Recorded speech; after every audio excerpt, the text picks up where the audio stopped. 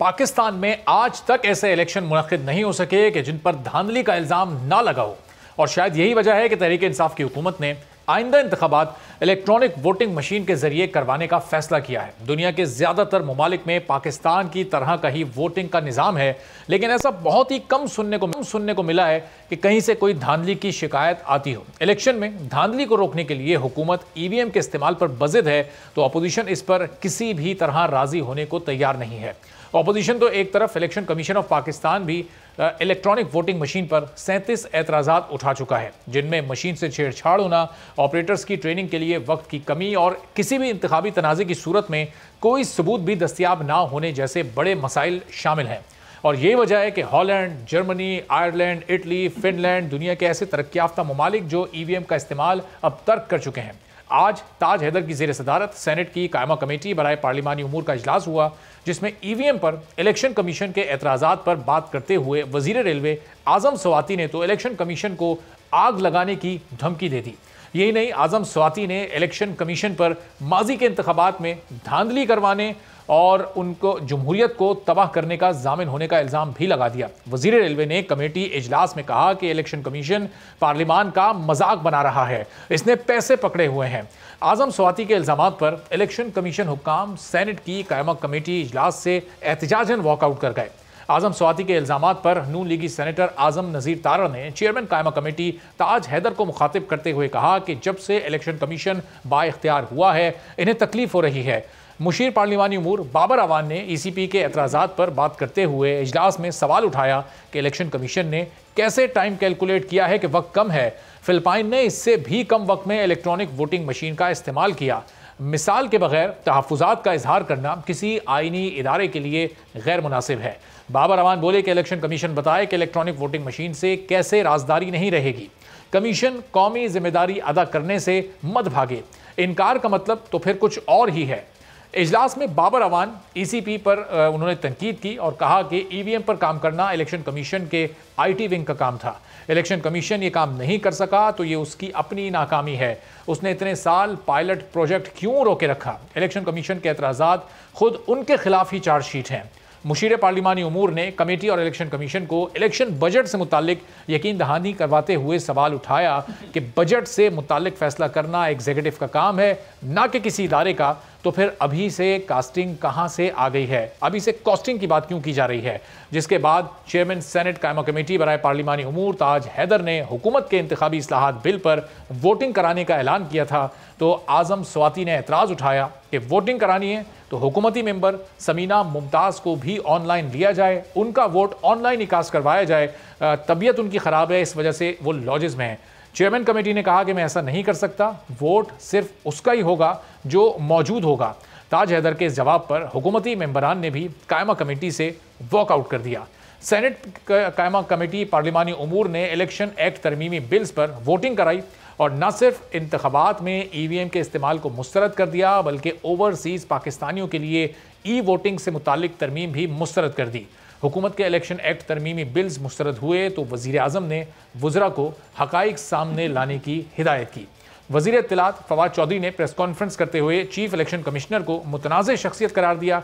कहा कि ऐसा लगता है कि इलेक्शन कमीशन इस वक्त अपोजिशन का हेडक्वार्टर बन चुका है। चीफ इलेक्शन कमिश्नर अपोजिशन का माउथ पीस के तौर पर काम कर रहे हैं। इलेक्शन कमिश्नर नवाज शरीफ से करीबी राब्ते में रहे हैं, उनकी ज़ाती हमदर्दी भी हो सकती है। ईवीएम से इलेक्शन कमीशन के दीगर अरकान को मसाइल नहीं जितने इलेक्शन कमिश्नर को हैं। तो फवाद चौधरी ने क्या कुछ कहा, इस प्रेस कॉन्फ्रेंस में क्या बातें हुई, जरा ये सुनिए, फिर मजीद बात करते हैं। मैं इलेक्शन कमीशन का भी आपको बता दूं, सारा इलेक्शन कमीशन भी नहीं है। चीफ इलेक्शन कमिश्नर साहब को ज्यादा शौक आया हुआ है कि वो एक अपोजिशन के माउथ पीस के तौर के ऊपर काम करना चाहते हैं। इलेक्शन कमिश्नर जो हैं, चूंकि उनका ताल्लुक होगा, जाहिर है कि वो एक करीबी राब्ते में रहे हैं नवाज शरीफ साहब वगैरह से, उनकी ज़ाती हमदर्दी भी हो सकती है, उसके ऊपर भी हमें कोई प्रॉब्लम नहीं है। लेकिन इलेक्शन कमिश्नर हो या कोई भी इदारा हो, उसको पार्लियामेंट को मान के चलना होगा। तो फवाद चौधरी साहब चीफ इलेक्शन कमिश्नर पर यह इल्ज़ाम लगा रहे हैं कि उनकी मियां नवाज शरीफ साहब से कुर्बत है और उनकी हमदर्दियां उनके साथ हैं, अपोजिशन के माउथ पीस के तौर पर वो काम कर रहे हैं। और ईवीएम पर इलेक्शन कमीशन के दीगर अरकान को एतराज़ नहीं था। Chief election commissioner Sikandar Sultan Raja को ज़्यादा एतराज़ है और वो कुछ मीडिया खेल रहे हैं। तो अब से कुछ देर पहले सिकंदर सुल्तान राजा साहब से हमारी बात हुई। हमारी कोशिश थी कि वो प्रोग्राम में आएँ और यहाँ पर आकर वो अपना मौक़िफ़ दें, अपनी पोजीशन वाज़े करें, अपना स्टांस क्लियर करें, लेकिन उन्होंने कहा कि मैं अभी मीडिया में आकर इस पर कोई रद्द-ए-अमल नहीं देना चाहता।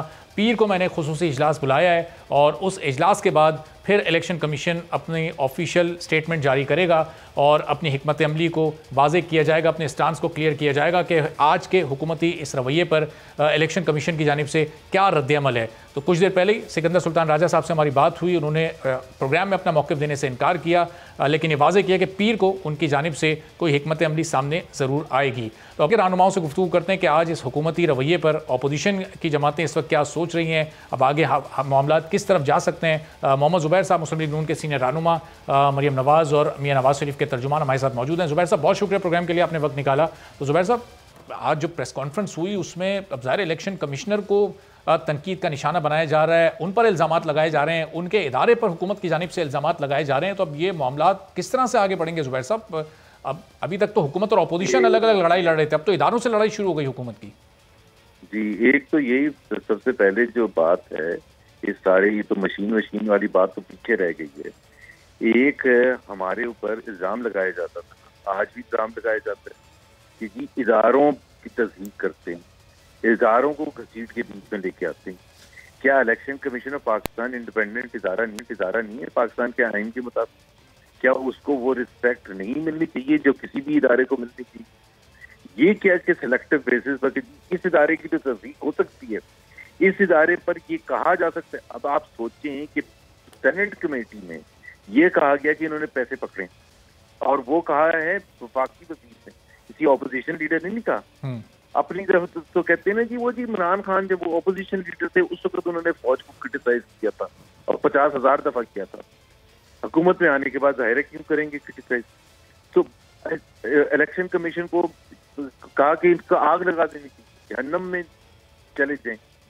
और फिर ये भी कह दिया कि इलेक्शन कमीशन वाले सियासत कर रहे हैं और अगर सियासत करनी तो वो छोड़ दीजिए प्रेशर। ये एक नाजी जो सिस्टम होता है ना, फैसिज्म होते हैं, फैसिज्म में आप इदारों को इस तरह से अटैक करते हैं कि ताकि वो बिल्कुल पीछे हट जाए। अगर आपको बिल्कुल एतराज हो सकता है आपको इलेक्शन कमीशन के कंडक्ट पर, और आपका राइट भी बनता है हुकूमत का या ऑपोजिशन का किसी पार्टी का कि वो एक एतराजात करे और एक तरीके से करे कि जी ये हमारे एतराजात हैं, आपके सेंसेस जो आपने एतराजात किए थे उनका ये जवाब है। तो फिर तो कोई लॉजिक भी बनती।